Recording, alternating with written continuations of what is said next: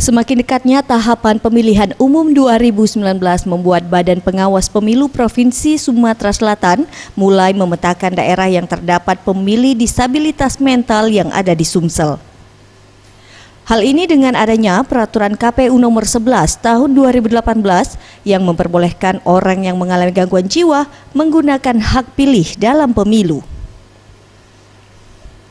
Ketua Bawaslu Sumsel, Iin Irwanto menjelaskan bahwa pihaknya sudah petakan potensi disabilitas di Sumsel untuk datang ke TPS melaksanakan pencoblosan dengan menyediakan pengawas dan pengawal hingga di hari pemilihan dapat juga menyalurkan suaranya.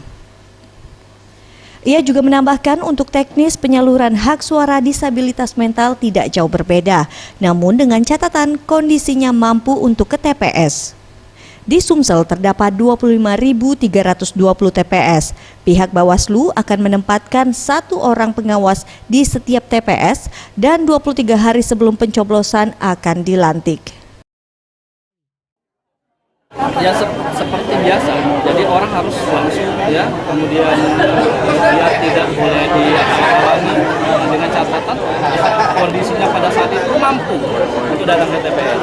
Jadi pemetaan orang yang gila ini masuk ke dalam DPT dimaksudkan adalah ketika pada hari H dia mampu dan bisa ya untuk menyalurkan hak suaranya. Tim Liputan Sriwijaya TV.